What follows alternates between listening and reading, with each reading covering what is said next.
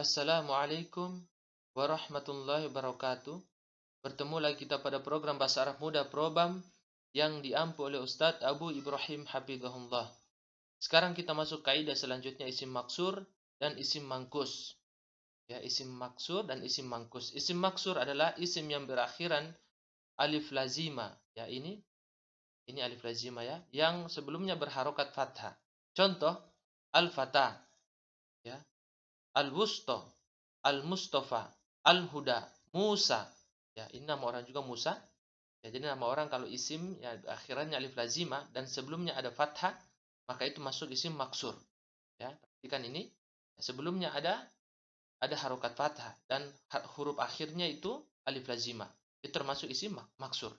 Sementara isim mangkus adalah isim yang berakhiran ya lazimah ya, yang sebelumnya ini perhatikan ini ya lazimah yang sebelumnya berharokat kasroh. Contoh ad-da'i, ya, al-qadi, an-nahi, ya, an-nahi. Ini kita perhatikan, ya, kita perhatikan ini sebelumnya ada harokat kasroh. Jadi membedakan antara isim maksur dan isim mangkus. Ya, kalau isim maksur sebelumnya ada harokat fathah dan isim mangkus, ya, isim maksur sebelumnya berharokat fathah dan isim mangkus sebelumnya berharokat kasroh. Ya, dan sesudahnya itu kalau isim mangkus pasti ya, ini ya lazima ini bukan alif lazima. Memang tidak diberi titik karena dia sudah berharokat kasroh berarti itu ya. Ya. Jadi itu apa? Pengertian dan contoh dari isim maksud dan isim mangkus. Bagaimana penerapannya dalam sebuah kalimat?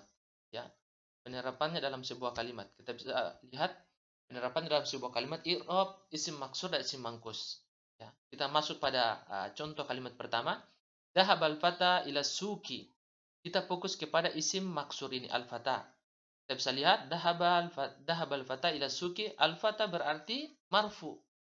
Ya, marfu ini ya kita bisa lihat tidak ada perubahannya.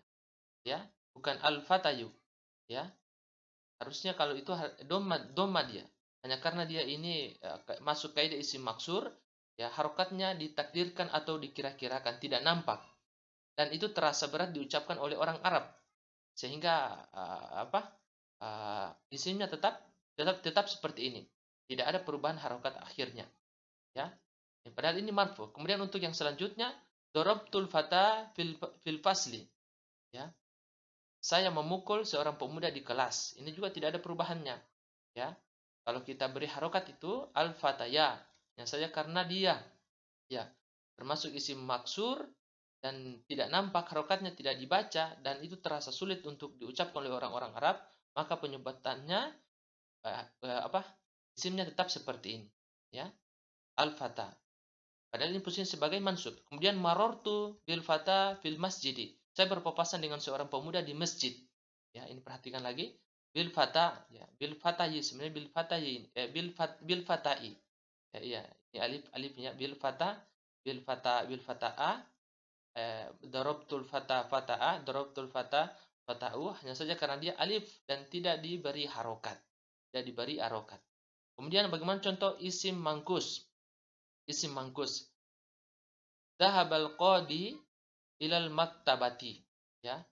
Hakim itu pergi ke kantor. Kita perhatikan ini marfu tetap al-qadi, ya. Al-qadi.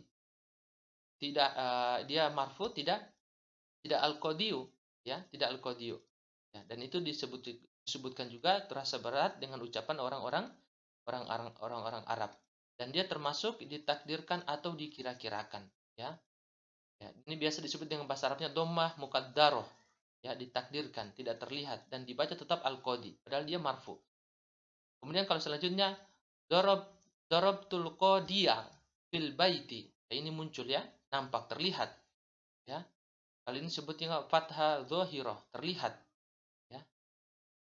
Kecuali yang dia kalau mansub dia muncul terlihat harokatnya. Ya, darabtul qadiya fil baiti. Saya memukul hakim di rumah. Saya memukul hakim itu di rumah atau di dalam rumah.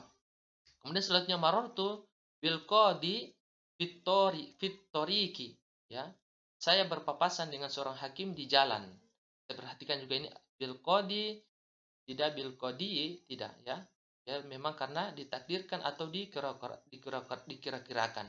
Ya, dia kasro muqaddarah. Ya, jadi seperti itu, ditakdirkan atau dikira-kirakan, tidak nampak dan tidak disebut tetap bil qadi.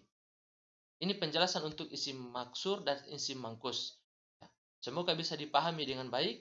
Ya, insya Allah kita bertemu lagi pada pertemuan selanjutnya. Saya akhiri. Assalamualaikum warahmatullahi wabarakatuh.